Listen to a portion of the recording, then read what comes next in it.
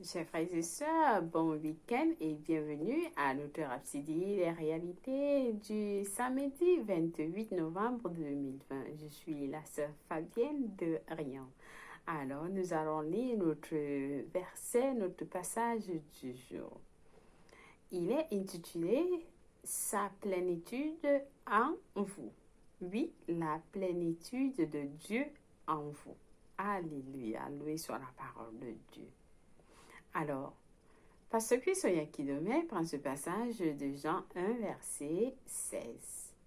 Avant de lire notre verset du jour, j'aimerais une fois vous encourager à joindre notre Rhapsodie des réalités qui est là pour nous amener la parole de Dieu. Alors, la Rhapsodie des réalités est disponible pour les hommes d'église qui utilisent la Rhapsodie des réalités avec les congrégations chaque jour. C'est-à-dire, nous avons des versets bibliques le matin, le soir, tous les jours, tout au long du mois, avec des passages bibliques et des explications selon la volonté de Dieu. Alors, la Rhapsodie des réalités est l'ange messager qui apporte la parole de Dieu et le cœur de Dieu, la présence divine de Dieu là où vous êtes. Elle a été donnée à notre pasteur Chris Oyakhilome, qui est l'auteur de la Rhapsodie des réalités. Dieu lui a donné ce cœur. Il lui a ouvert son cœur pour donner, pour montrer et faire connaître à tous les hommes dans le monde de connaître la parole de Dieu. Alors, vous pouvez obtenir la Rhapsodie des réalités ou suivre nos vidéos à YouTube ou à Facebook tous les jours afin que vous ne ratez aucun message de la parole de Dieu. Vous êtes bénis si vous nous suivez déjà au nom de Jésus-Christ. Demandez aux autres de nous joindre aussi parce qu'il y a beaucoup de choses que Dieu voudrait que vous connaissiez, que nous connaissions tous au nom de Jésus-Christ. Amen. Alors, notre passage intitulé Sa plénitude en vous. Et le passage est tiré de Jean 1, verset 16. Nous lisons notre passage, notre verset ensemble. Et nous avons tous reçu de sa plénitude et grâce pour grâce, loué soit Dieu. Alors, Pasteur Chris Oyakhilome nous dit, avant l'arrivée de Jésus, le Saint-Esprit venait uniquement sur les hommes partiellement et pour un but temporaire. Puis après, l'onction se retirait. C'est-à-dire, ceux de l'Ancien Testament avaient la présence de l'Esprit temporairement. Ce n'était pas constant. Par exemple, la Bible nous dit dans Jude 14, verset 6, « L'Esprit de l'Éternel saisit Samson et sans avoir rien à la main. Samson déchira le lion comme on déchire un chevreau. Il ne dit point à son père et à sa mère ce qu'il avait fait. Loué soit Dieu. Alors, c'était pareil avec David. Les gens de l'Ancien Testament n'avaient pas la plénitude de l'Esprit, je voudrais dire, excusez-moi. Ils n'avaient pas la plénitude de l'Esprit, comme vous l'avez actuellement. Concernant Jésus, la Bible nous dit dans Colossiens 1, verset 19, « Car Dieu a voulu que toute plénitude habite en lui, c'est-à-dire en Jésus-Christ. Car Dieu a voulu que toute plénitude habite en lui, en Jésus-Christ. » Ça, c'est déjà dans le Nouveau Testament. Alors, le mot plénitude vient du mot grec pléroma, c'est-à-dire P-L-E-R-O-M-A, qui signifie satiété, complétude, le contenu total ou complet d'un conteneur de sa capacité maximale, dans son intégralité, c'est-à-dire complètement la totalité. Ce qui veut dire que tout ce que le Père est et a est en Jésus. Tout ce que le Père a et est en Jésus. Raison pour laquelle Colossiens 2, verset 9 nous dit: car en lui, c'est-à-dire en Jésus-Christ, habite corporellement toute la plénitude de la divinité. Toute la plénitude de la divinité habite en Jésus. Quand Jésus marchait sur les rues, Dieu Tout-Puissant dans sa plénitude était en lui. Alléluia. Dieu dans sa plénitude, dans son ensemble, dans son compte, c'est-à-dire complètement était en Jésus. Loué soit Dieu. Gloire à Dieu. Alors, la partie la plus incroyable de tout ceci est que, comme lu dans notre verset d'ouverture, nous avons reçu la même plénitude. Nous les chrétiens, nous les nés de nouveau, nous avons reçu la plénitude. Cette même plénitude. Nous avons cette plénitude, gloire à Dieu. Dites-vous, j'ai la plénitude à moi. Ce qui signifie que tout ce que le Père a et est se trouve en vous parce qu'il vit en vous. Tout ce que Dieu est, tout ce que Dieu est, tout ce que Dieu a se retrouve en vous. Ça, il vit en vous. Il vit en vous. Il est en vous. Alléluia. Que c'est intéressant de comprendre que votre corps, le corps que vous avez là, n'est pas n'importe quoi. En tant que né de nouveau, si vous avez déclaré que Jésus-Christ est le Seigneur de votre vie, sachez que votre corps, pardonnez-moi, votre corps porte la plénitude de Dieu. Vous avez en vous, Dieu habite en vous, il vit en vous. Ayez donc cet état de conscience.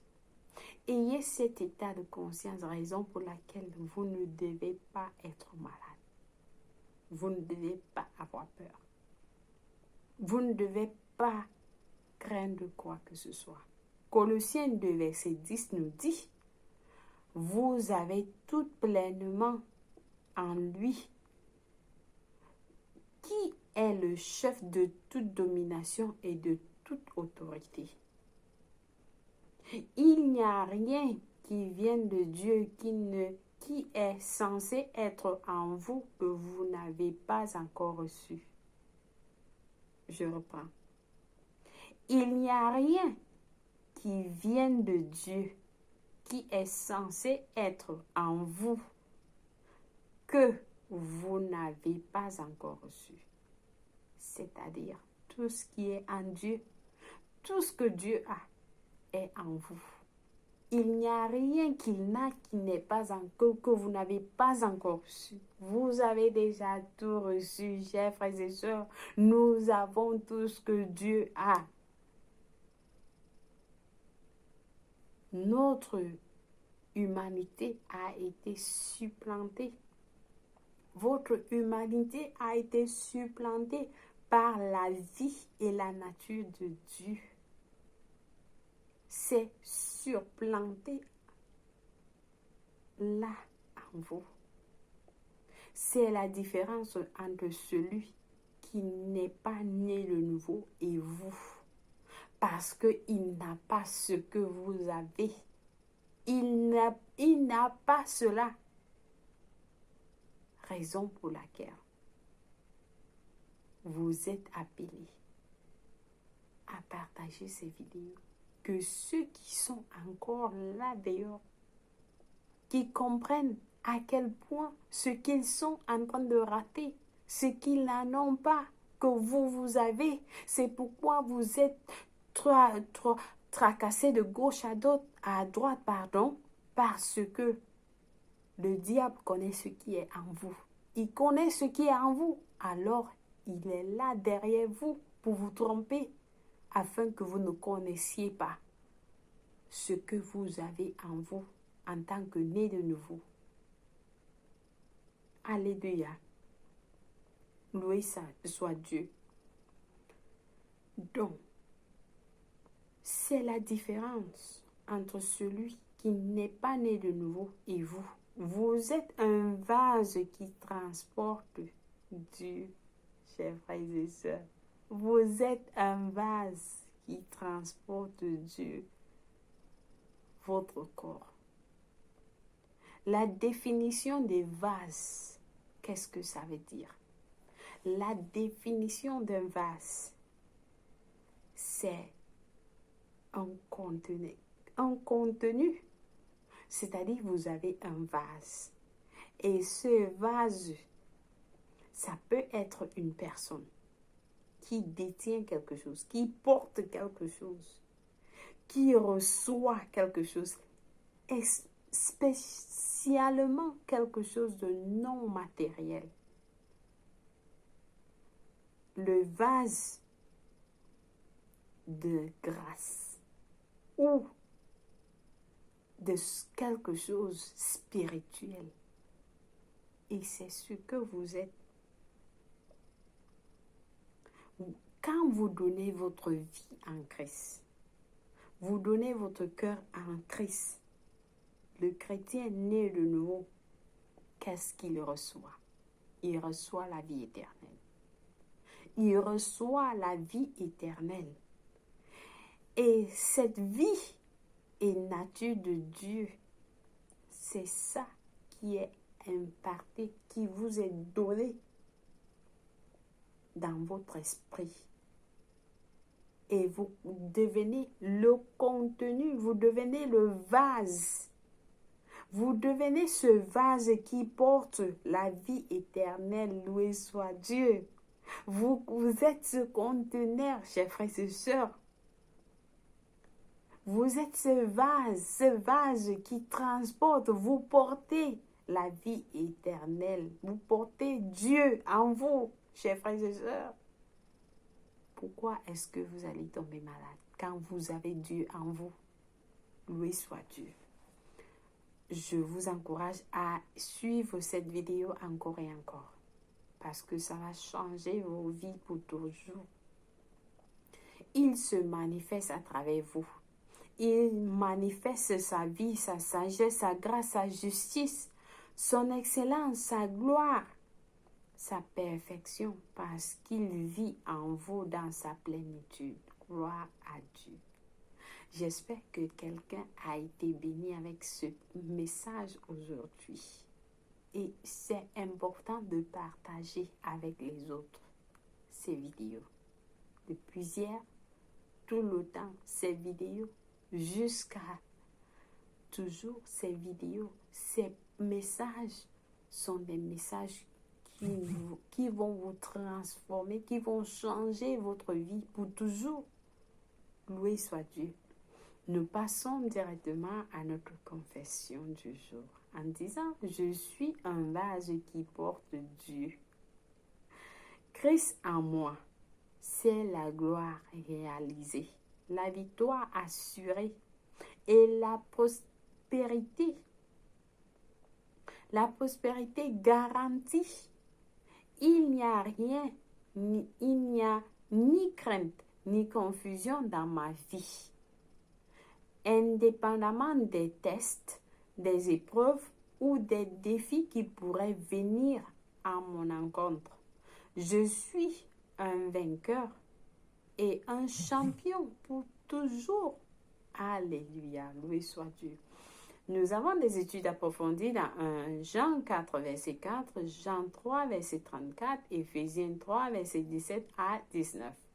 Puis pour la lecture biblique de 2 ans, vous avez à lire de Pierre 2, Ézéchiel 39 à Ézéchiel 40.